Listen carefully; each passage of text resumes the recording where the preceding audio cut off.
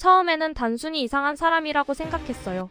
한국인들이 갑작스레 어떤 행동을 하자 전 세계가 경악한 이유는 무엇일까요? 한국에서 요리 실습을 온 이탈리아 셰프가 있습니다. 그런데 그는 한국인들이 주방에서 보여준 기이한 행동에 큰 충격을 받았다고 합니다. 그가 한국에서 경험한 놀라운 사건은 과연 무엇일까요? 안녕하세요. 저는 이탈리아 출신의 페데리코라고 합니다. 저희 아버지는 이탈리아에서 매우 유명한 요리 연구가시고 저는 아버지처럼 존경받는 요리사가 되기 위해 부단히 노력해왔습니다. 저는 잠을 줄여가면서 요리를 공부했고 결국 명문 요리학교까지 우수한 성적으로 졸업할 수 있었습니다. 하지만 아버지는 저를 단 한 번도 인정한 적이 없습니다. 페데리코, 내 요리에는 철학이 없어. 네가 만든 요리들은 전부 학원에서 배운 것처럼 너무 뻔하고 재미도 없지. 자신만의 요리를 만들 수 없는 요리사는 그저 가짜 요리사일 뿐이야. 아니, 그럼 학교에서 배운 대로 레시피를 외워서 요리를 만들지. 나만의 요리를 만들겠다고 파스타를 만들면서 케첩을 들이부을 수도 없는 노릇 아니겠어요? 저는 아버지의 이러한 회의적인 태도에 질려갔고 도대체 뭘 어떻게 더 해야만 인정을 받을 수 있을지 몰라서 매우 절망스러웠습니다. 그러다 아버지는 제게 뜬금없는 한국행을 제안하시더군요. 페데리코, 너는 서양 요리만이 세상의 전부고 중심이라고 생각하겠지만 그건 아주 오만한 생각이란다. 그저 흔해 빠진 레시피만을 우려먹으며 이도 저도 아닌 요리사로 남을 바엔 차라리 한국으로 가렴. 요리 연구가로서 말하는 거지만 세상에 한식만큼 저평가되고 있는 음식도 없으니까 말이야. 저는 아버지가 나이를 드시더니 이내 정신이 오락가락하시는 건가 싶어 황당함마저 느꼈습니다. 세계 최고의 요리 문화를 가진 이탈리아에서 벗어나 요리 불모지인 한국으로 가라니 이건 정말 말도 안 됐거든요. 물론 이탈리아 내에는 한식당이 계속해서 늘어나고 있는 추세긴 합니다. 그러나 저는 그건 마치 인스턴트 음식을 먹듯이 늘 먹던 요리에 질린 사람들이 잠깐 일탈을 즐기러 방문하는 것일 뿐이라고 생각했어요. 그래서 저는 살면서 처음이자 마지막으로 아버지께 한국은 절대로 가지 않겠다며 대들고 말았죠. 하지만 아버지는 제가 건방진 생각을 하고 있다며 꾸짖었고 그렇게 저는 억지로 비행기에 태워져 한국으로 보내지게 되었습니다. 그리고 아버지의 첫 동업자셨던 진철 아저씨의 레스토랑에서 일하게 됐죠. 진철 아저씨는 아버지와 함께 이탈리아에서 엄청난 성공 가도를 달리던 최고의 셰프셨습니다. 그런데 알 수 없는 이유로 갑자기 한국으로 귀국하게 되셨습니다. 아버지는 진철 아저씨야말로 자신보다 뛰어난 최고의 요리사이니 아저씨 옆에서 이것저것 배우라고 하셨죠. 솔직히 진철 아저씨의 첫인상은 그냥 평범한 동네 아저씨 같았어요. 도대체 이런 흔해 빠진 동양인 아저씨가 어떻게 세계적인 요리사인 아버지보다도 뛰어나다는 건지 이해할 수가 없었습니다. 심지어 아저씨의 제자라던 시연은 요리의 요자도 모르는 완전히 풋내기처럼 보였어요. 그는 재료를 과하게 넣으면 능사인 줄 알고 모든 재료를 아낌없이 투하했거든요. 특히나 그는 자신이 요리사인지 마늘 홍보대사인지 헷갈릴 정도로 음식에 매번 엄청난 양의 마늘을 퍼부었습니다. 저는 이런 애송이를 제자로 두고 있는 진철 아저씨에게 도저히 신뢰가 가지 않았습니다. 그래서 명문 요리학교 출신인 저는 풋내기 시연에게 요리 교육 좀 시켜주기로 했죠. 시연, 너는 도대체 조화라는 개념을 모르는 거야? 마늘을 그렇게나 많이 넣는다면 도대체 레시피라는 게 왜 존재하겠어? 우리는 마늘 향만을 내야 하는 거지 마늘 맛을 내려고 하는 게 아니라고. 그러자 시연은 무슨 뚱딴지 같은 소리를 하냐는 듯 저를 쳐다보더군요. 그게 무슨 소리야? 이 정도 마늘은 넣어야 비로소 마늘 향을 맡을 수 있다고. 한국인들은 어지간한 마늘 양으로는 마늘 향조차 맡지 못해서 메인 메뉴보다 마늘을 더 많이 들이부어야 해. 한국인들은 마늘 향만으로는 만족하지 못하니까 마늘 맛을 내기 위해 양동이채로 들이부어야 비로소 만족하는 사람들이야. 페데리코, 우리는 사람들에게 만족을 주기 위해 음식을 만드는 사람들이므로 레시피에 지나치게 집착하면 좋은 요리사가 될 수 없어.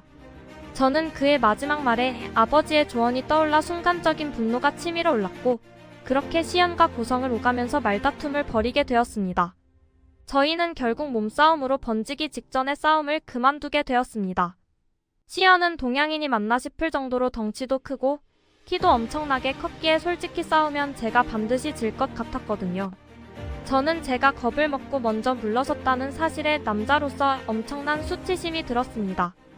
그래서 그와는 절대로 친하게 지내지 않겠다는 유치한 생각만을 할 뿐이었죠. 그런데 시연은 정말 대인배였어요.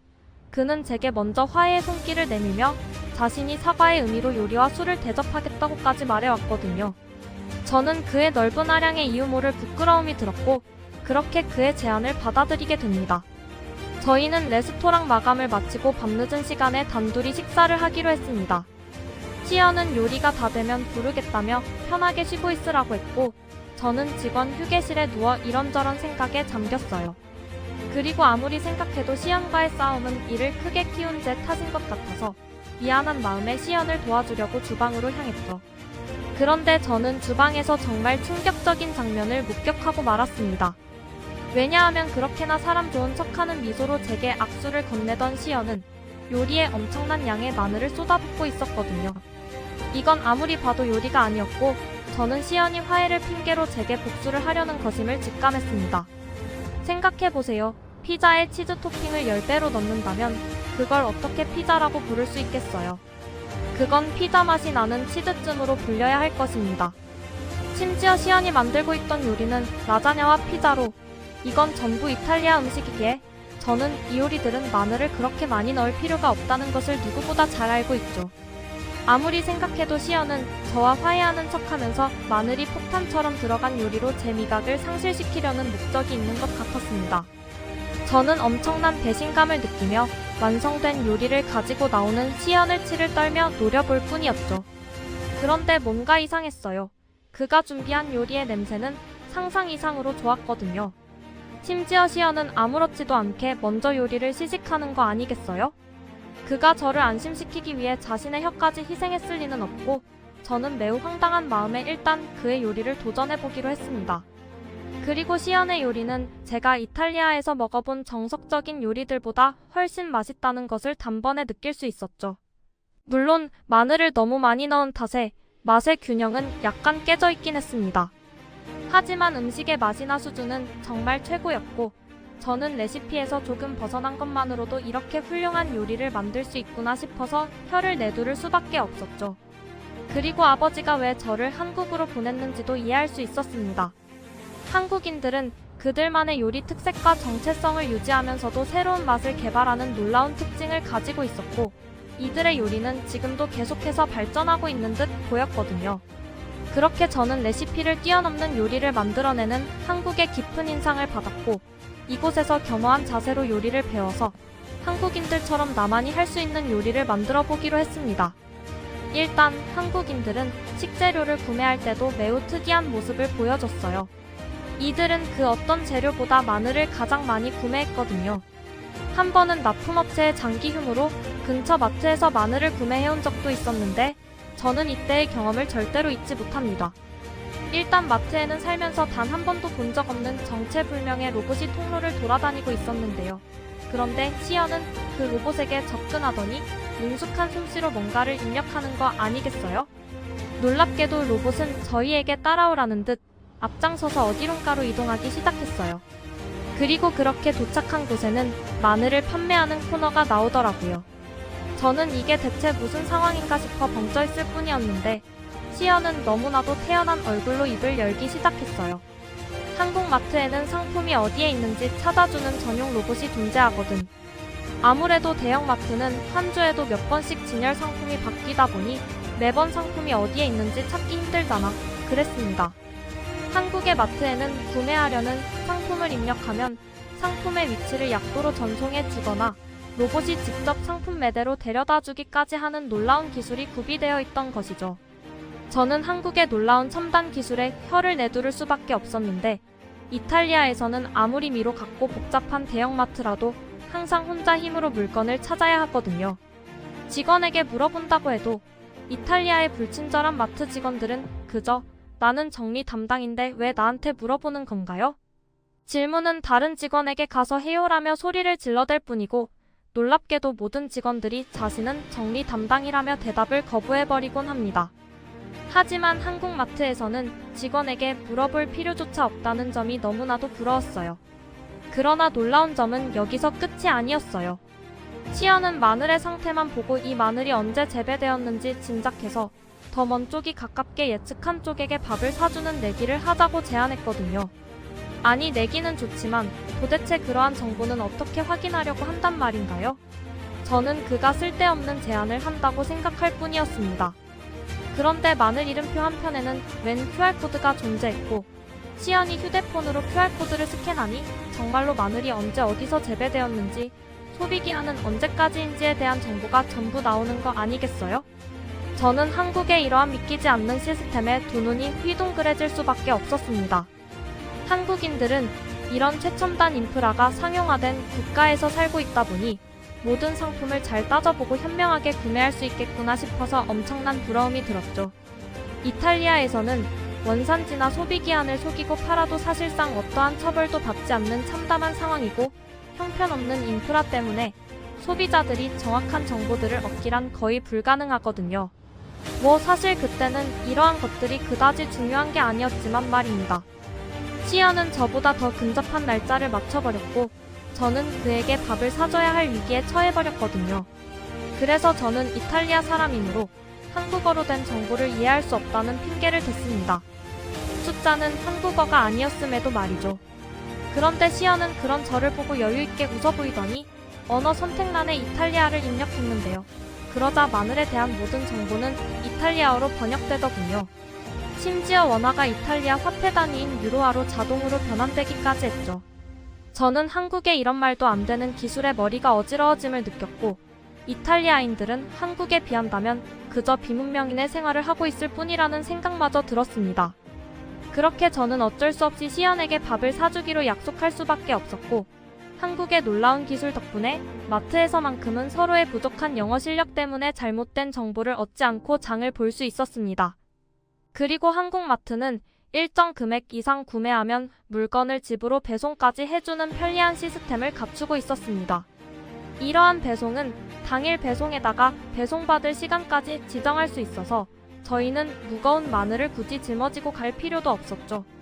그런데 그렇게 마트에서 나와 레스토랑 근처에 도착했을 무렵 저는 경악을 금치 못할 장면을 목격하게 됩니다. 웬 트럭에 마늘만 잔뜩 쌓여있고 정작 지키는 사람은 없는 이해할 수 없는 상황이 펼쳐져 있었거든요. 도대체 이건 뭐하는 트럭인지, 그리고 어떻게 한국인들은 이렇게 무방비로 놓인 마늘 트럭을 보고도 아무도 훔쳐가지 않을 수 있는지 이해가 되지 않았습니다. 저는 이탈리아와는 완전히 다른 모습을 보이는 한국의 어리둥절해 있을 뿐이었습니다. 그런데 갑자기 시연이 능숙한 솜씨로 마늘을 살펴보기 시작하는 거 아니겠어요? 그리고 제가 그의 알 수 없는 행동에 당황해하고 있을 무렵 트럭 주인으로 보이는 어떤 중년의 남성이 돌아오더군요. 시연은 그 한국인 아저씨와 수상한 대화를 주고받더니 이내 돈도 지불하지 않고 마늘을 챙기기 시작했습니다. 저는 아무리 봐도 이상한 이 상황에 시연에게 도대체 무슨 짓을 한 거냐고 따져 물었습니다. 그러자 시연은 이내 놀라운 대답을 건네오기 시작했죠. 저건 마늘 트럭이야. 한국인들의 마늘 소비량이 워낙 많아서 한국에서는 보통 저렇게 트럭제로 마늘을 판매하거든.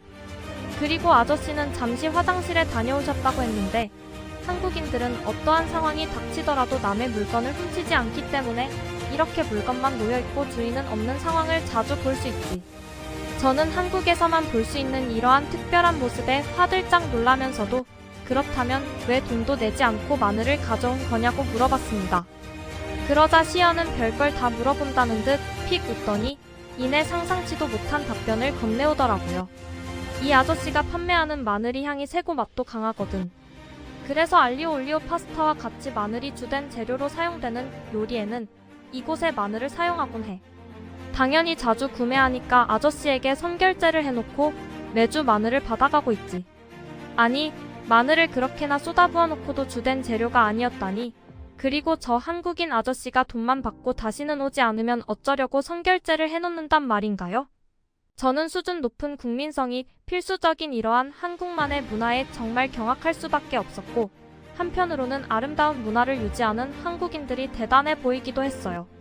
이탈리아에서는 선결제는커녕 달리는 트럭도 막아세워서 단체로 물건을 약탈하는 전문 조직까지 들끓는 상황이거든요. 그렇게 저는 한국의 틀을 깨버리는 요리 방식, 그리고 한국인들의 수준 높은 문화 등을 배우며 요리사로서 계속해서 성장해 나갈 수 있었습니다. 특히 한국인들은 맛없는 음식에 대해 놀랍도록 냉정한 태도를 보였고 저에게 비판을 하는 손님들도 있었습니다. 솔직히 처음에는 이러한 비판에 대해 매우 감정적으로 대응했지만 진철 아저씨는 저를 말리며 비판을 수용해야만 진정한 요리사로 거듭날 수 있다고 조언해 주셨죠.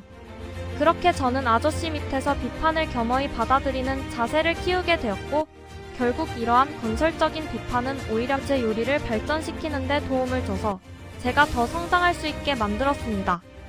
저는 한국인들과 진철 아저씨 그리고 시연에게 많은 것들을 배울 수 있었고 제가 드디어 한 단계 더 성장했다고 느낄 때쯤 진철 아저씨는 저를 흐뭇하게 바라보며 말씀하셨어요. 페데리코, 넌 내 아빠와 정말 똑같구나. 내 아빠도 너만 했을 때는 자신이 만든 요리를 욕하는 사람만 보면 입에 개거품을 물며 달려들곤 했단다. 나는 그런 내 아빠를 볼 때마다 비판은 나 자신이 성장할 수 있게 하는 원동력이라고 말해줬지. 지금 내 아빠를 보렴 비판을 수용하고 보완하게 된 내 아빠는 최고의 자리에 올랐잖니. 그리고 아저씨가 모든 것을 내려놓고 한국으로 간 이유도 들을 수 있었어요. 진철 아저씨는 편찮으신 홀어머니를 돌봐줄 사람이 아무도 없어서 성공을 포기하면서까지 한국으로 귀국하셨던 것입니다. 아저씨는 가족을 그 무엇보다 소중히 하는 한국인으로서 편찮으신 어머니를 그냥 보고만 있을 수는 없었다고 하셨죠. 저를 정말 친아들처럼 대해주는 아저씨의 모습을 보면 아저씨의 마음이 왠지 이해가 가는 것 같았어요. 아무튼 한국인들은 도전 정신도 그렇지만 그에 걸맞은 훌륭한 태도와 실력도 가지고 있었습니다. 저는 아직도 한국인들에게 배울 점은 산더미처럼 쌓여있다고 느끼고 있고 현재는 이탈리아로 다시 돌아갈 생각은 눈꼽만큼도 하고 있지 않습니다. 저 또한 마늘 중독자가 된 탓에 더 이상 이탈리아의 밋밋한 요리가 입에 맞지 않게 된 까닭도 있지만 말이에요.